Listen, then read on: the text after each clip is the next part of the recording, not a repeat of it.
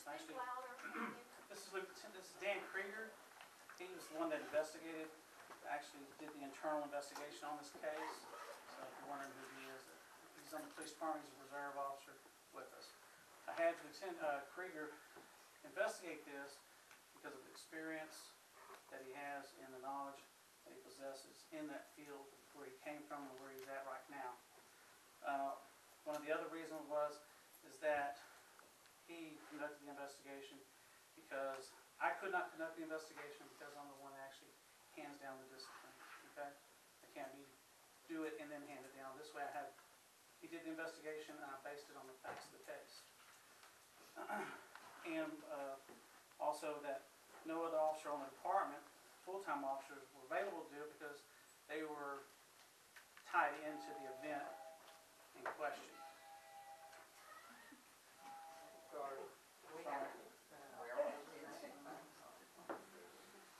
This Turn the phones off.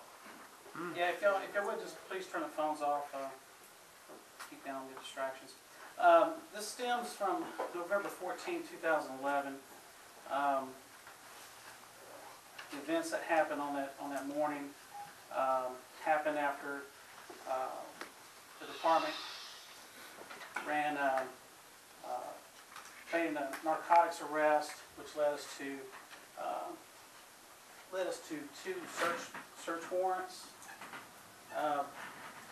being drafted, and then it also led to a consent search. So in those searches, there was a lot of evidence that was brought in that night. There were marijuana in-house grows, and there was a lot of evidence. Okay, so it took over. It started like at almost 5 o'clock on that Sunday evening, and led into Monday early.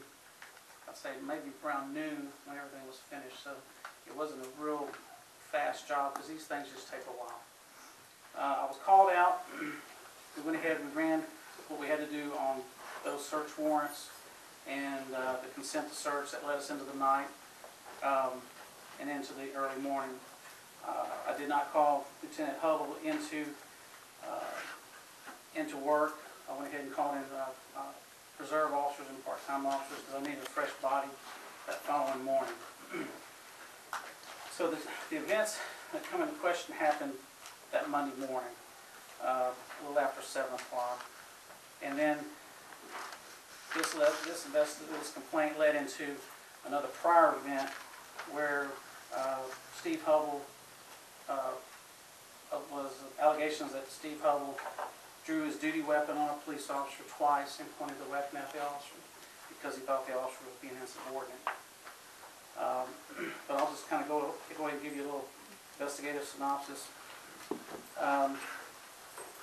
Lieutenant Hubbell was notified that a complaint was received by the police department regarding an incident which Lieutenant Hubbell was alleged to have been involved. The complaints alleged that on November 14th, Lieutenant Hubbell handled Officer Jamie Benham's weapon in an unsafe manner, and Lieutenant Hubbell pointed the loaded weapon at his own head.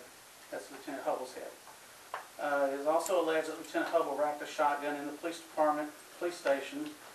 It was also alleged that Lieutenant Hubbell unholstered his personal duty weapon and pointed at fellow officers.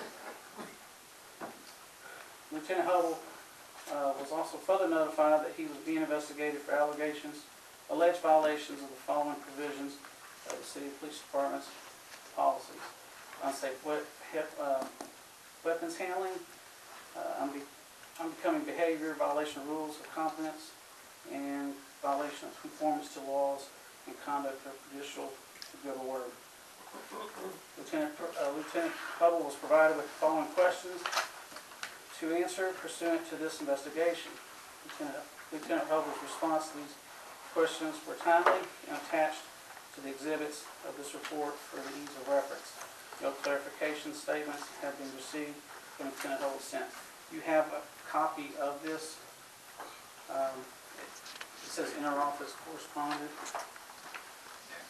Okay. First question was, as alleged in the statements written by Officers Benham, Banks, did you pick up Officer Benham's loaded weapon? If so, explain the circumstances surrounding your actions. Number 2 was, if you did pick up the weapon, explain exactly what you did with that weapon.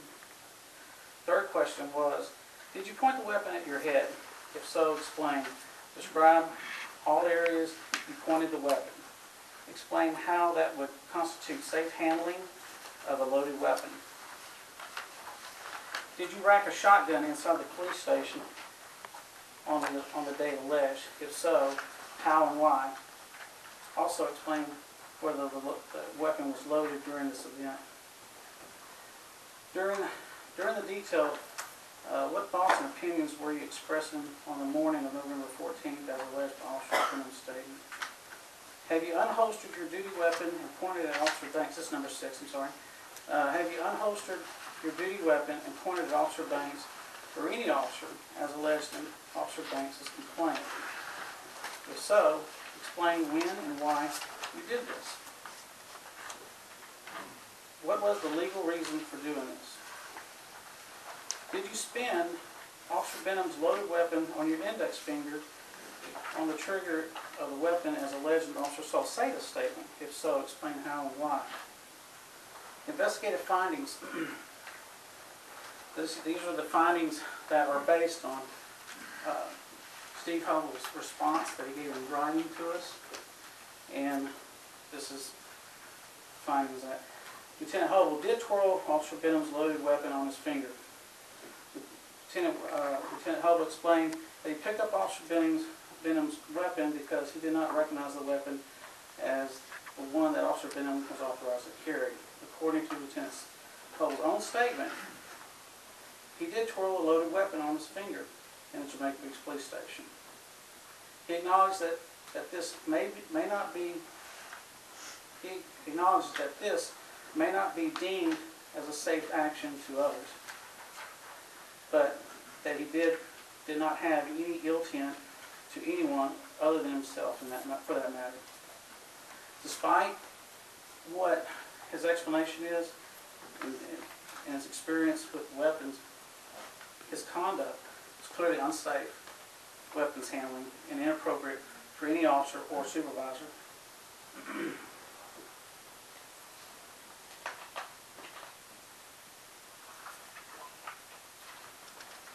Number 2, his response is when Officer Benham went to retrieve the weapon, Lieutenant Hubbell in his own statement admits that he did point the weapon at his right temple, right side of his head.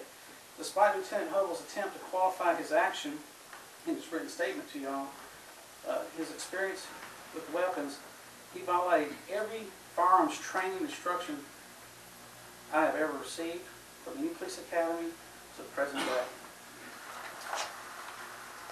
Further, as a supervisor, this conduct is unacceptable.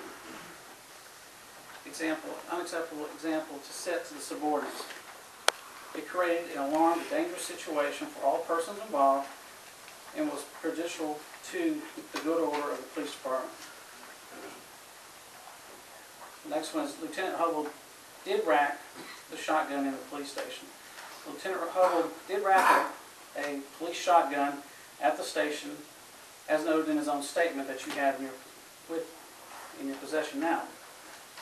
Lieutenant Hubbell retrieved, at that time, it was an unloaded 870 pump action and racked it. He states that he did this in reaction to a carnival type environment, atmosphere, that the subordinates were displaying from his own statement. It is not clear whether he was trying to stop the carnival type atmosphere or if he was an active participant. He said that in vain of that atmosphere, he retrieved the weapon and racked the gun, saying, "Let's go quail hunting, boys." As a supervisor, I'll tell you, if he was trying to address a carnival type of atmosphere, this both was ineffective, particularly in ideology. His actions appear to have added to the carnival type atmosphere. He appears to complain about his own statement. It is unknown what the reference to going quail hunting was relevant to this matter, and that the statement was not considered as part of the investigative findings. Now, did Lieutenant Hubbell point a gun at Officer Banks? Yes, Lieutenant Hubbell did point a loaded weapon at Officer Banks. Lieutenant Hubbell states that he pointed his laser on his weapon at Officer Banks' foot twice. He states that the laser is attached to his weapon. By his own statements, at least one of these were a toe elimination, where he lit up with the laser. And in reaction, Officer Banks alleged that he was doing this because Officer Banks was supposedly being insubordinate or insolent to him. Once again, this is inappropriate for an officer and for a supervisor to do to subordinates. I don't know how many people have jobs in here that are bosses that want their boss to walk in, or a supervisor to draw a weapon on them each day, just a couple of days. It's just not a good feeling. So,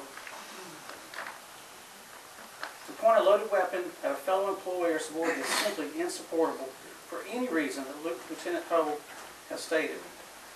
It also violates simple firearms safety training opinions and likely constitutes deadly conduct under the Texas Penal Code. If Lieutenant Hubbell was having a problem with Officer Banks' attitude, as alleged in his statement, there were several other methods available to address this behavior, and at no time pointing the loaded weapon at an employee has ever been a management technique that I know of. In summary, based on Lieutenant Hubbell's own statement, it appears that the conduct alleged in the complaints did happen. Lieutenant Hubbell has admitted that some of his actions may be deemed unsafe by others, but then he attempts to qualify and excuse some of these behaviors with his experience with weapons. These factors raise serious consideration as to Lieutenant Hubbell's competence as being an officer or a supervisor at this police department. It was based on the complaints and then on his statement and the officer statements from Officer Banks, Benham, Salceda, and Garcia, coupled with the response to the questions provided by Lieutenant Hubbell that these violations were sustained.